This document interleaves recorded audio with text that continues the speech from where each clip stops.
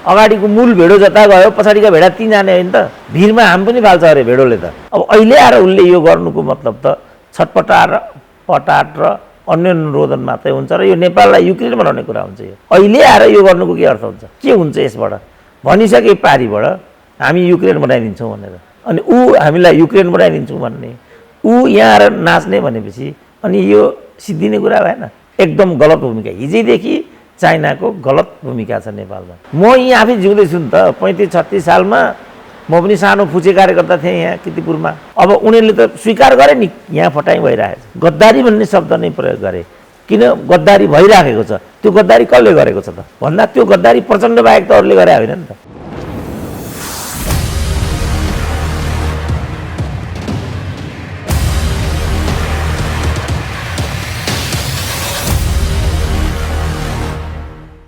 विविध घटनाक्रम र सन्दर्भमाथि केन्द्रित रहेर कुराकानी गर्नका निम्ति राजनीतिक विश्लेषक प्राध्यापक डाक्टर सुरेन्द्र केसी हामीसँग हुनुहुन्छ।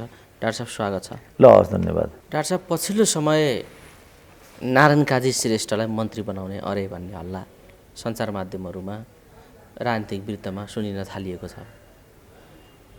यति बेला नारायण काजी मन्त्री हुनु कसको आवश्यकता हो यो चर्चा किन आइरहेको छ र के भन्नुहुन्छ डाक्टर साहब? त्यो प्रचण्डको आवश्यकता किनभने उनीहरूले एमसिसी गरेको कुरालाई मन पराएको थिएन नारायण काजीहरूले धम्क्याए एमसिसीको मुद्दालाई अगाडि बढाउँ कि भात खान दिन्छौ भने खाऊ भन्थे प्रचण्डको आवश्यकताले त्यो हल्ला चलेको हुनुपर्छ। यो एमसिसीको विवाद हल गर्ने थ्योरी यसरी लगाएका हुन् प्रचण्डले हामी देखिरहेछौँ नि त अब उनीहरू मुखर ढङ्गले आइरहेको थिए एमसिसीको विरुद्धमा अब जुत्ताले हान्छौँ पनि भन्थे एकजना युवा नेता भनेका चाहिँ लीलामणि देवगुरुङलाई हामीले सुनेकै हौँ खै त तिनीहरू कहाँ गए अहिले त तिनीहरू किन चुप लागे होला त भन्दा उही प्रकाशमानहरूको जस्तो मोडल विमलेन्द्र निधि र प्रकाशमानहरूले एक प्रकार मृत्युवरण गरे जस्तै त स्थिति हो किन त्यसो गरे होला त तिनीहरूले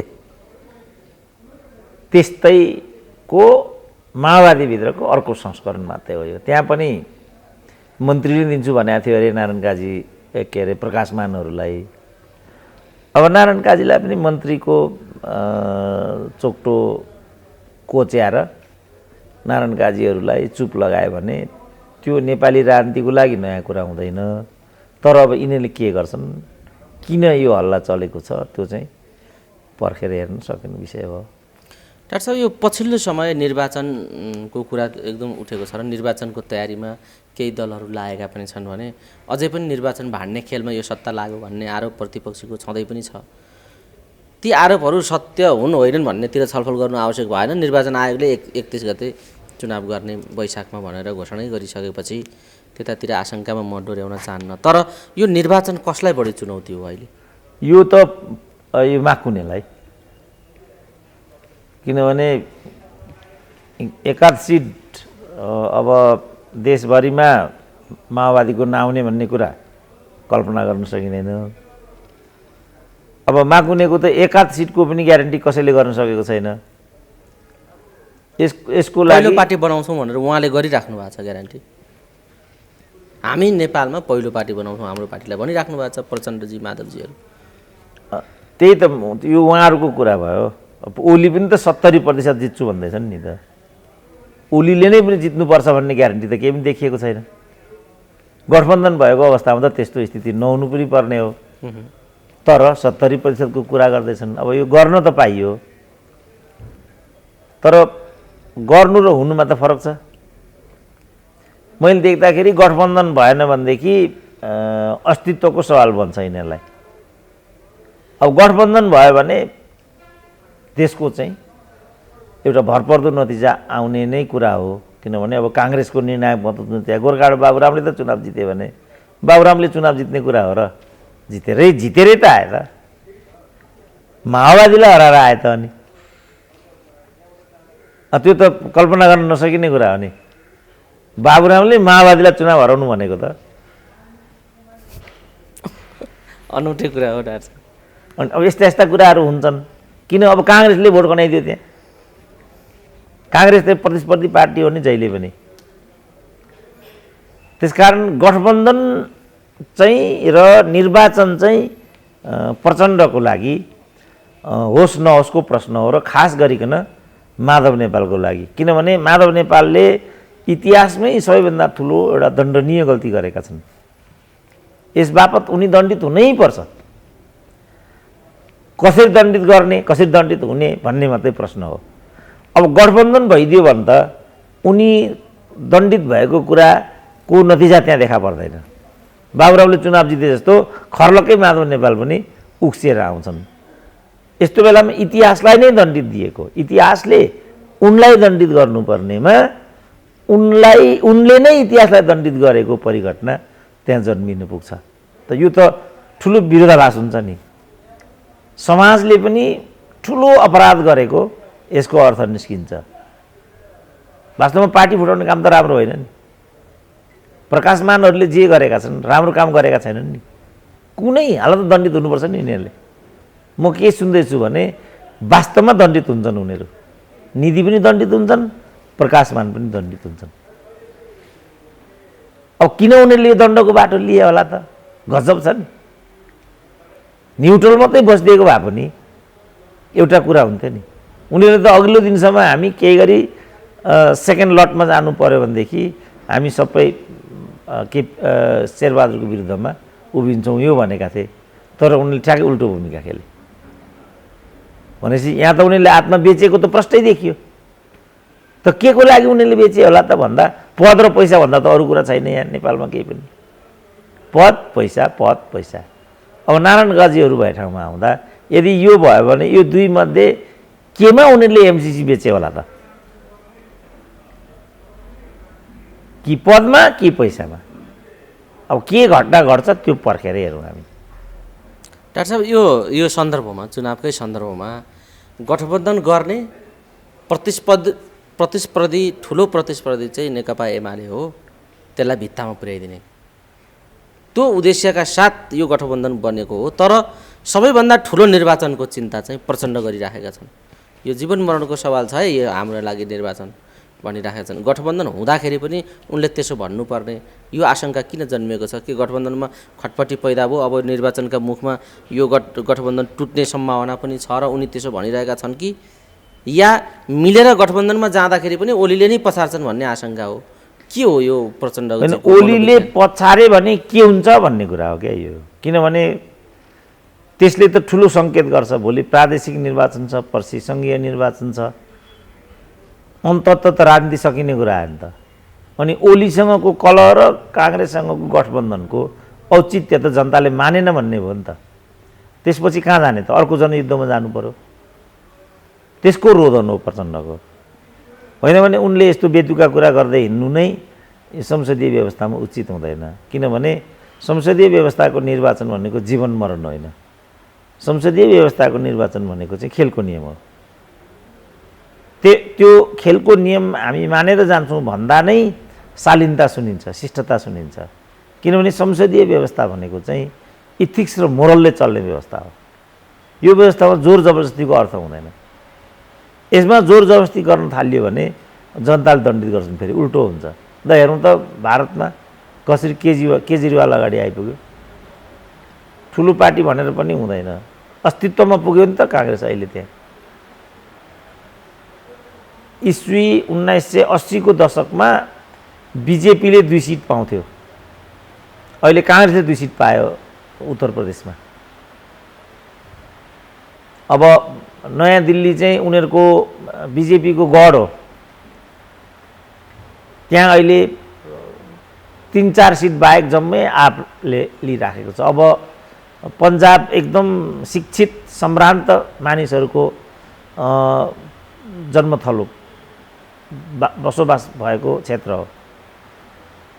किनभने जब जनताले कुनै परिणाम पाइराखेको हुँदैन, जनताले कुनै न्याय पाइराखेको हुँदैन, सुशासन पाइराखेको हुँदैन भने तिनीहरूले शासन गर्ने हक राख्दैनन् भन्ने आधुनिक समाजको मान्यता हो। अब हाम्रो समाजले पनि त्यो खालको बाटो नलिकन धर छैन। मलाई के लाग्छ भने अझै एक टर्म नेपाली जनताले त्यो चेतना वहन गर्ने स्थिति बनाएका छैनन्। अर्को निर्वाचनदेखि चाहिँ मलाई लाग्छ त्यो स्थिति आइपुग्छ र पन्जाबको जस्तो दिल्लीको जस्तो नतिजा हामीले भोग्न पाउँछौँ। म त्यो भविष्य देखिराखेको छु। त त्यो चिजलाई आकलन गर्दै आफूले कस्तो बाटो लिएको छ भन्ने कुराको चाहिँ लेखाजोखा गर्नुपर्नेमा जीवन मरण भन्दै हिँड्नु अनि गैर सैद्धान्तिक मुद्दा विपरीत चाहिँ गठबन्धन गर्दै हिँड्नु त्यो चाहिँ क्षम्य कुरा हुँदैन नि। त्यसको छटपटाट सायद प्रचण्डमा पैदा भएको छ अहिले। डाक्टर साहब, अब अहिले राजनीतिको वृत्तमा प्रचण्ड, ओली, शेरबहादुर नै बढी चर्चामा आइरहने भएको हुनाले उहाँहरूकै बारेमा चर्चा गर्नु बाध्यता आवश्यकता पनि ठहर्दै गएको छ। यही सन्दर्भमा प्रचण्डकै थोरै विषय म जोड्न चाहन्छु। उहाँले पछिल्लो समय पार्टीभित्र पदको झगडा गर्नेहरूबाट आफू आक्रान्त भएको, थकित भएको, पीडित भएको खालको अनुभूति गरेका हुन् कि भन्ने खालको अभिव्यक्ति पनि सार्वजनिक गरिराख्नु भएको छ। उहाँ के भन्दै हुनुहुन्छ भने हिजो शहीद बन्नका लागि पार्टीभित्र झगडा हुन्थ्यो, शहीद बन्नका लागि झगडा गर्थे, अहिले पदका लागि झगडा गर्छन् भनेर त्यो कटाक्ष उहाँ त्यहाँ गर्दै हुनुहुन्छ। यो खालको पीडा, प्रचण्डको पीडालाई तपाईँ कसरी हेर्नुहुन्छ? यो अभिव्यक्ति कस्तो अभिव्यक्ति हो प्रचण्डको? यो त एकदम विरोधाभासपूर्ण छ। हिजो शहीद बन्ने होड किन थियो भने नेतृत्व चाहिँ विचार, सिद्धान्त, क्रान्ति, परिवर्तनको बाटो थियो। आज नेतृत्व पद प्रतिष्ठाको बाटो छ। नेतृत्व इमान्दार छ भन्ने भ्रम पनि थियो। त्यो भ्रम पनि भयो हिजोको कुरा। हिजो त्यो भएर शहीद बन्ने होडमा थिए। अब आज उनीहरू पदको लागि हत्या गरिसकेपछि उनीहरू नै पथप्रदर्शक हुन्। अगाडिको केरी जता गयो अब पछाडिको त्यतै जाने होइन। अगाडिको मूल भेडो जता गयो पछाडिका भेडा ती जाने होइन त। भिरमा हाम पनि फाल्छ अरे भेडोले त। अगाडिकाले हाम फाल्यो भने सबैले हाम फाल्छ। अब हिजो क्रान्तिमा हाम फाल्यो, नेतृत्व पनि कफन बाँधेर हिँडेको थियो, कार्यकर्ताहरू पनि शहीद हुने कुरामा प्रतिस्पर्धा गर्थे। म यहीँ आफै जिउँदैछु नि त। 35-36 सालमा म पनि सानो फुचे कार्यकर्ता थिएँ यहाँ किर्तिपुरमा। जनमत सङ्ग्रह आयो, पर्चा छर्नु पर्ने भयो। अब त्यहाँ त पर्चा छर्दा पनि 10 वर्षको राजद्रोह लाग्थ्यो त्यति बेला। त्यसपछि कापी, कलम, पैसा केही गोजीमा नराखिकन फर्केर आइने हो कि थाहा छैन, पुलिसले लाने हो कि के लाने हो केही ठेगान छैन, तयार भएर हामी पर्चा लिएर चाहिँ डेराबाट बाहिर निस्किन्थ्यौँ।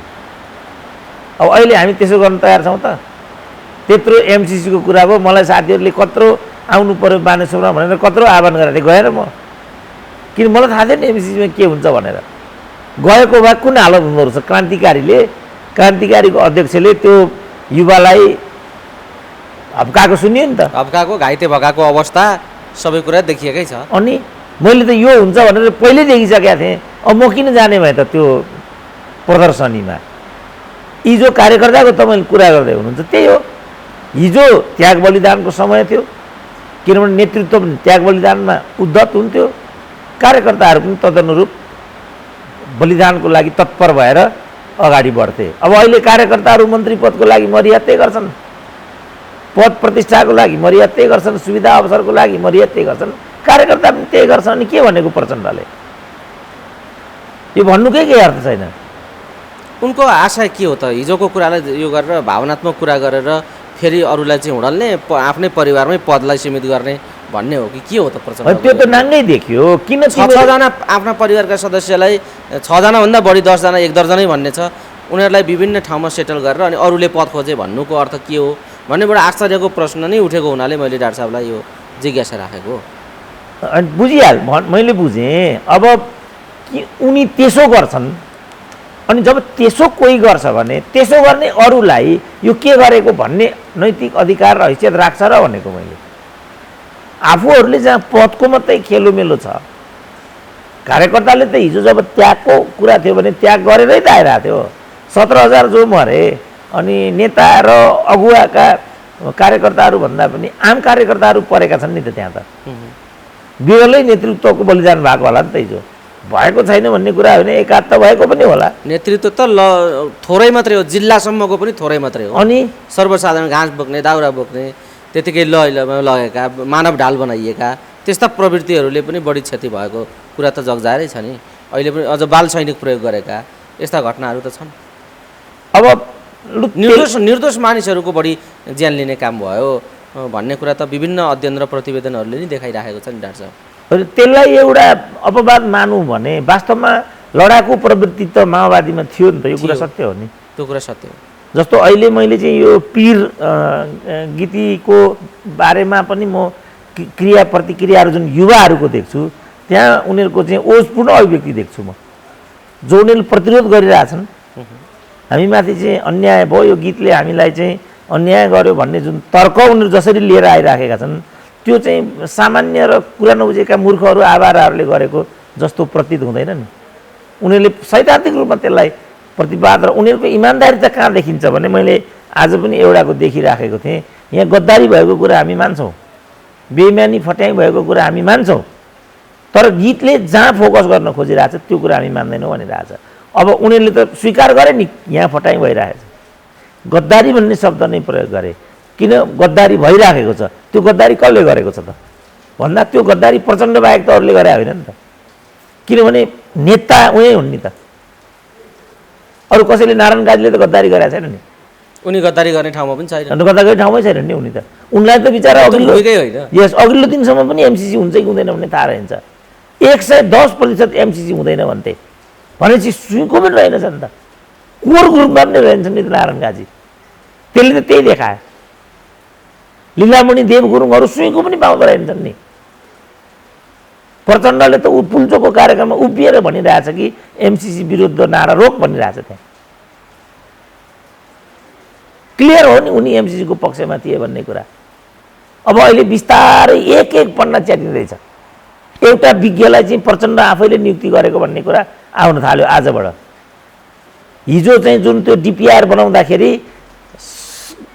बनाउँदाको जुन क्याबिनेट हो त्यो क्याबिनेटको बैठकमा चित्रबहादुर आफै डिपिएमको रूपमा रहेको भन्ने कुरा फेरि आइराखेको छ अस्तिको दिन भने यी सबै फटाहरूको 101 पन्ना खुल्दैछ नि त त्यसपछि चाहिँ कत्रो डाको लिएर आइराखेको छ त नेपाली काङ्ग्रेस कति हेपिराखेको छ त धनराज गुरुङ गगन थापा शेखर कोइरालाहरूले फुटपाथमा भन्दा पनि गएको यो राजनीतिक शक्ति सरहमा उनीहरूले दुत्कारिरहेछन् वामपन्थीहरूलाई त यति भइकन पनि नेपाली काङ्ग्रेसको छत्रछायामा गठबन्धन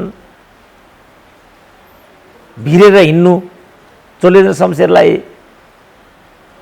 देशको प्रधान न्यायाधीशलाई त्यो ठाउँमा उभ्याइदिनु अझ राजीनामा गर्नुपर्छ भन्ने चाहिँ एउटा दबाब खडा गर्नु कुन बाटो गइरहेछन् यिनीहरू अचम्मको बाटो होइन यो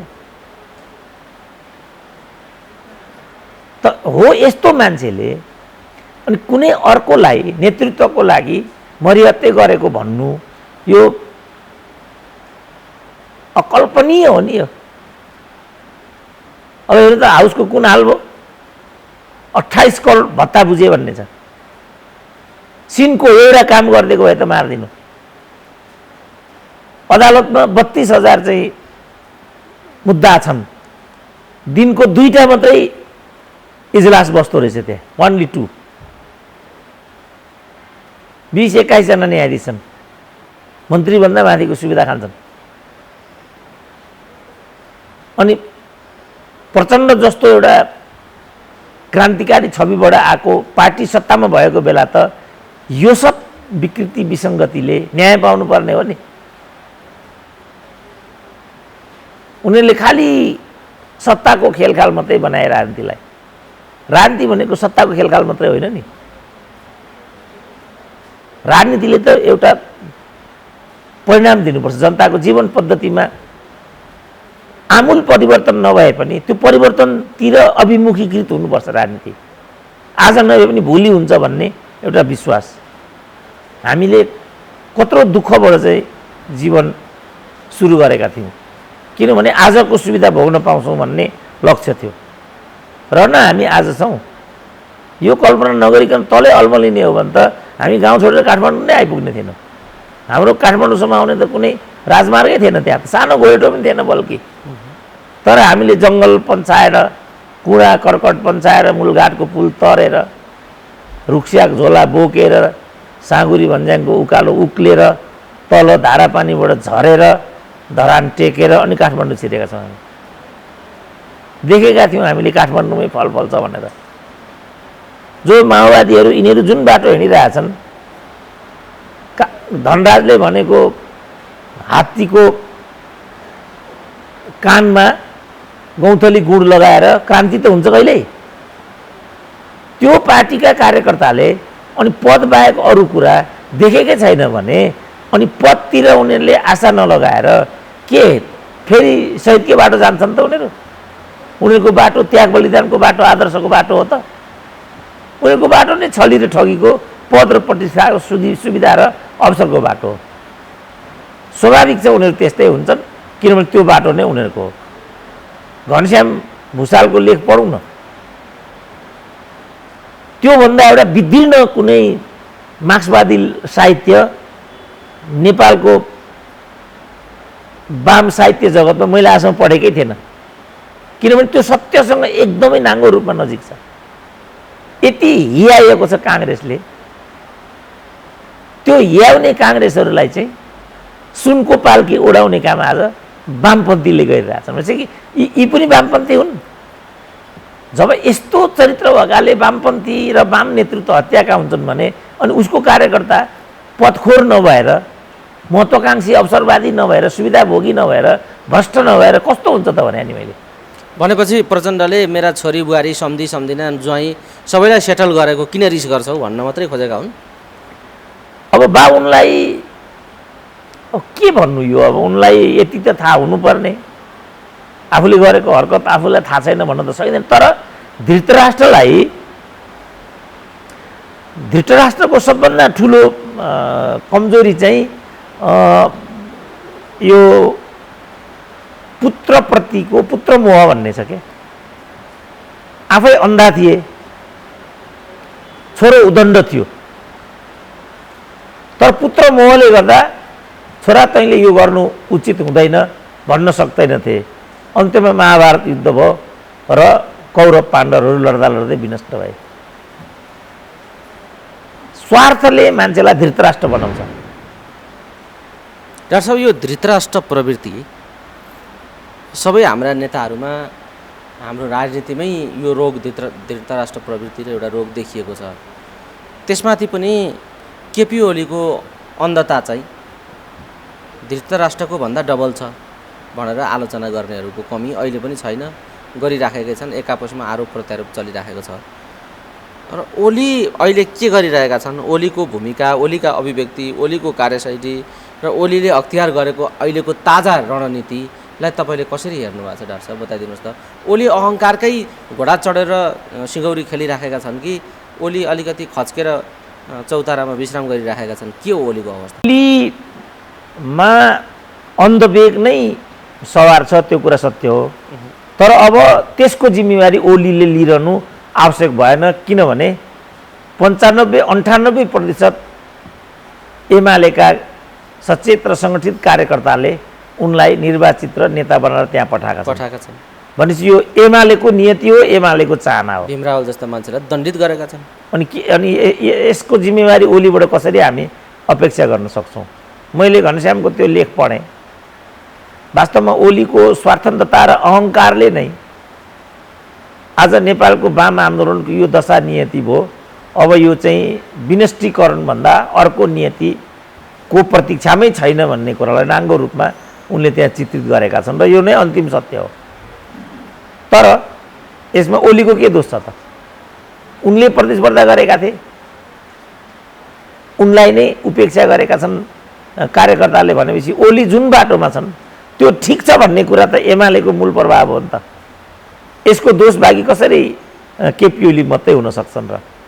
होइन, हिजो त्यही बवन्डर खडा गर्ने कुरामा उभिएका मान्छे होइनन् र घनश्याम भुषाल महाधिवेशनसम्म भीमरावलाई अगाडि सारेर लात्तले दिएर उनी अर्को बाटो लागे भन्ने त व्यापक चर्चा भएकै हो नि त। उक्साउने र भड्काउने कामदेखि बाहेक यो एमाले भित्रको 10 भाइ तत्त्वले गरेन, त्योदेखि बाहेक उनीहरूले अर्को कुनै उन्नत काम गरेनन् भन्ने आलोचना त व्यापक भएकै हो। भनेपछि घनश्यामको अहिलेको लेखको कुनै औचित्य छ र डाक्टर साहब? होइन, मैले औचित्यतिर म गइनँ, किनभने मैले पनि घनश्यामसँग सोधेको थिएँ के हो त तिमीहरूको आखिरी अन्तर्विरोध, तिमीहरू यही पार्टीमा छौ, जे लेखको मैले यहाँ चर्चा गरेको छु त्यही शैलीबाट उनीहरू मूल नेतृत्वसँग जिरह गर्छौ, त्यही पार्टीमा बस्ने, अनि त्यो शैली कुन चाहिँ कम्युनिस्ट पार्टीभित्रको त्यो शैली देखाउने, भीमरावलमाथि प्रहार गर्ने। अनि यो कहाँ मिल्छ त यो कुरा?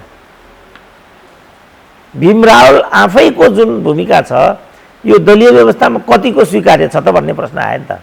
त यो अचम्मको विरोधाभास हो नि, त्यही पार्टीमा बस्ने अनि त्यही पार्टीलाई ठुङ्ने, त्यो कसरी मिल्छ त? भोलि भीमरावल घनश्याम दुवैले अवसर र टिकट पाएनन् एमालेमा भने त्यो मलाई अचम्म हुँदैन। तर त्यसको अतिरिक्त उनीहरू त्यही पार्टीमा झुम्मिराखेका छन् भने यसको के राज हो? ठुलो राज हुनुपर्छ त्यहाँ। त्यो लेखले मात्रै यो कुरा मान्दैन। एउटा कुरा चाहिँ घनश्यामले त्यहाँ खुलाउन के खोजेका छन् भने राजनीतिक अस्थिरताको विपक्षमा हामीहरू उभिएका हौँ भन्ने कुरा त्यहाँ देखाउन खोजेका छन्। जो संसद विघटन लगायतको जे हरकत नेपालको राजनीतिभित्र भइआयो त्यो चाहिँ नेपालको राजनीतिमा अस्थिरताको भुमरी हुलेर नेपाल र नेपालीलाई सिद्ध्याउने प्रपञ्च हो भन्ने कुरा हामीले बुझेको हुनाले हामीले आँसु पिएर भए पनि एमालेको छाता ओढिराखेको भन्ने कुरा थियो घनश्यामको। त्यो कुरा मुखर ढङ्गले त त्यहाँ आउँदैन। केपी ओली र माधव नेपाल विरुद्ध नै मुख्यतः मुखर एउटा आगो त्यहाँ ओकलिन्छ, तर अझै रहस्यको पर्दा खुलेको छैन भन्ने मलाई लाग्छ। जुन भीमरावलको रवैया छ, जुन घनश्यामहरूको रवैया छ, त्यस रवैयाप्रति एमाले जनहरूको जुन अभिमत छ, अब हामी के भन्न गर्न सक्छौँ यहाँ? यो त एमालेहरूको नियति हो। केपी ओली जुन बाटोमा छन् यो एकदम ठिक छ भन्ने तलबाट मतादेश जनादेश लिएर आएका छन्। केपी ओली मात्रै होइन, शेरबहादुर पनि खाली परिवर्तनको सङ्केत देखाएको छ राप्रपाले। बरु कमल थापाको प्रवृत्तिलाई त रोक्यो नि राप्रपाले त, र राजनीतिक एउटा चरित्र देखायो राप्रपाको पङ्क्तिले, कमल थापाको पछि लागेन नि। यहाँ त कसरी दुत्कारछन् त नेतृत्वलाई? पार्टी फुटाउने कुरालाई पनि गौरवको रूपमा लिनु भनेको त यो त आम मान्छेले पनि सोध्न नसक्ने कुरा हो नि। यो त भयो नि त्यहाँ त यो चिजलाई कसरी जनताले हेरेको होला त? प्रतीक्षाको विषय यही छ। र मैले चाहिँ के भनेको छु भने नेपाली जनता 21औं शताब्दीको सबैभन्दा ठुलो चुनौती सामना गर्दैछ। अब हेरौँ उसको दम के रहेछ, कसलाई दण्डित गर्दो रहेछ उसले। ठिक छ डाक्टर साहब, त्यो परिणाम अब निर्वाचनले दिन्छ, हेरौँ, त्यो हेर्न बाँकी छ। त्यस पछाडि यी यावत विषयहरू हामी फेरि स्मरण गर्नेछौँ। त्यस बेला पछिल्लो समय यो संसद जसरी भङ्ग गर्ने प्रयत्न गरे ओलीले, त्यो विदेशी इसारामा र प्रतिगमनका लागि थियो भनेर प्रचण्डले फेरि पनि यो दोहोऱ्याएका छन्। सरकार आफ्नो छ, प्रतिगमनकारीलाई परमादेश जारी गराएर भए पनि घोडाबुडो ओह्राल्न उहाँहरू सफल हुनुभएको छ। बलियो किसिमको शक्तिशाली पार्टीसँग गठबन्धन पनि छ, तर प्रहार चाहिँ प्रतिपक्षमाथि गरि नै राख्नु भएको छ। ओलीको अपराध यो हो भनेर उहाँ भनि नै राख्नु भएको छ र ओलीलाई अपराध गर्ने एउटा प्रतिगमनकारी हो भन्ने पुष्टि गर्ने प्रयत्न उहाँ निरन्तर जारी राख्नु भएको छ। यो कुरालाई के भन्नुहुन्छ डाक्टर साहब? होइन, यो त अब प्रतिगमन के हो अब उनले प्रश्न पार्नुपर्छ भनेर मात्रै हुँदैन। प्रतिगमन भनेको के हो? अब मैले देख्दाखेरि प्रतिगमन भनेको नेपालको राजनीतिमा शेरबहादुरले गरेको हो। अब उनीहरू केपी ओलीको टाउकोमाथि यो कुरा थोपरिराखेका छन्। मैले देख्दा केपी ओलीले चाहिँ गैर संवैधानिक र स्वेच्छाचारी कदम मात्रै चालेको हो। त्यसपछि यो कदम किन चालेको भन्ने कुराको विचार विमर्श पार्टीमा हुनुपर्ने। किन आज त्यो घनश्यामको लेखले पनि इङ्गित गरेको छ यो सबै कुराहरू पार्टीमा आएन, एकलौटी गरेको छ। एउटा अर्को पनि महत्त्वपूर्ण कुरा त्यहाँ के आएको छ भनेदेखि पार्टी कथित जो पार्टी एकता यिनीहरूले गरे त्यो पार्टी एकता गर्दाखेरि पनि मोलतोलकै कुरा छ त्यहाँ। दुईजनाका पदका कुराहरूलाई त्यहाँ अनुबन्धमा लिइएको छ र यसको मतियारी 50-50% प्रचण्ड र केपी ओलीले नै गरेका छ।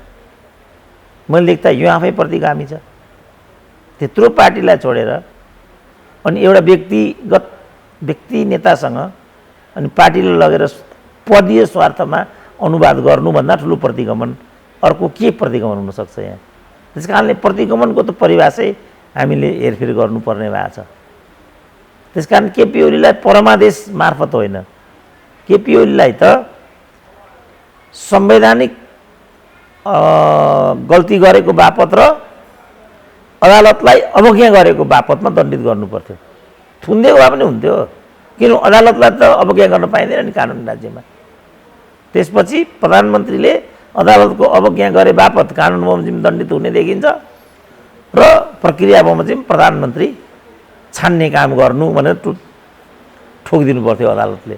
उसले त अर्को मन्त्री परिषद स्थापना गरेर देखाइदियो, फलानालाई 12 घण्टामा प्रधानमन्त्री बनाइदिनु, यस्तो पो कुरा गर्थ्यो उसले त यो चाहिँ प्रतिगमन हो मैले देख्दा। डाक्टर साहब, हामी कुराकानीको अन्तिम चरणमा छौँ। पछिल्लो समय यिनै संसद विघटनका प्रसङ्गमा देशी विदेशी खेलखाल छ भन्ने कुरादेखि लिएर ओली प्रतिगमनकारी हुन् भन्ने कुरादेखि लिएर यी चर्चा उठेर प्रचण्डले यो पुष्टि गर्न प्रयत्न गरिराखेको सन्दर्भमा पछिल्लो समय फेरि माओवादी र एमालेलाई एक गराएर लाने खालका प्रयत्नहरू पनि भइराखेका छन्। विशेषतः उत्तरको छिमेकीले यो एक्सर्साइज गरिराखेको छ भनेर पनि चिनिया राजदूतको ओलीसँगको भेटघाट हुने बित्तिकै यहाँका केही मान्छेहरू यस्तो खालको हल्ला पनि गर्न थालेका छन्। तपाईँ के भन्नुहुन्छ, यस बेला किन चिनिया राजदूतको जुन सक्रिय भइराखेको छ यसलाई के भन्नुहुन्छ र यो दुईटा मिलाएर जाने कुरा कति सम्भावना छ? अनि त्यो उनीहरूको आफ्नै किसिमको उद्देश्यको विषय चाहिँ होला। तर मैले पहिले के भनिसकेको छु भने त्यो उसको अनन्य रोदन मात्रै हुन्छ। उसले जुन बेला यो भूमिका खेल्नुपर्ने थियो ऊ के कारणले हो नि यो भूमिकाबाट वञ्चित रह्यो। उसले अलिकति पनि यसमा पहल कदमी लिइदिएको भए मलाई लाग्छ नेकपा फुट्ने कुरा पनि टल्न सक्थ्यो, हाउस विघटनको कुरा पनि टल्न सक्थ्यो, नेकपाको यस किसिमको नियतिलाई पनि टाल्न सकिन्थ्यो, एमसिसीलाई पनि रोक्न सकिन्थ्यो। तर उसले समयमा त यतातिर एउटा पनि भूमिका खेलेको भए पनि त्यसलाई चाहिँ सार्थक बनाउन सकेको पाइएन, देखिएन। अब अहिले आएर उसले यो गर्नुको मतलब त छटपटाट र अन्य अनुरोधन मात्रै हुन्छ र यो नेपाललाई युक्रेन बनाउने कुरा हुन्छ। यो अहिले आएर यो गर्नुको के अर्थ हुन्छ, के हुन्छ यसबाट? भनिसके पारिबाट हामी युक्रेन बनाइदिन्छौँ भनेर, अनि ऊ हामीलाई युक्रेन बनाइदिन्छौँ भन्ने, ऊ यहाँ आएर नाच्ने भनेपछि अनि यो सिद्धिने कुरा भएन। एकदम गलत भूमिका, हिजैदेखि चाइनाको गलत भूमिका छ नेपालमा। किनभने चाइनाको सबैभन्दा शुभचिन्तक भनेको नेपालमा राजतन्त्र थियो। राजतन्त्र रोइरहँदाखेरि, किनभने राजतन्त्र अन्त्यको कुरा त 62-63 को जनआन्दोलनको 12 बुँदेभित्र काहीँ पनि थिएन नि। त्यो कहाँ अन्त्य भयो त? फेरि उसले अलिकति भूमिका खेलिदिएको भए त त्यो पनि हुन्थेन। पछि कार्तिक 22 गते 7 दलको बैठक भएको थियो बालुवाटारमा। त्यहाँ माधव नेपालले नै राजतन्त्र जनमत सङ्ग्रहबाट मात्रै हटाउनु पर्ने भन्ने नेकपा एमालेको पृथक राय छ भनेर नोट अफ डिसेन्ट लेखेको छ। कम्युनिस्ट पार्टी हो नि त एमाले भनेको पनि। जबकि ज्ञानेन्द्रले सबैभन्दा बढी पेलेको नेता कोही थियो भने त्यो माधव नेपाल नै हो। अनि त्यो चीन भन्नेले चाहिँ एक शब्द बोलिदिनु पर्दैन। दक्षिणले चाहिँ नाङ्गो बोल्दा हुने, धर्मनिरपेक्ष पनि त्यही अन्तर्गत भएको छ।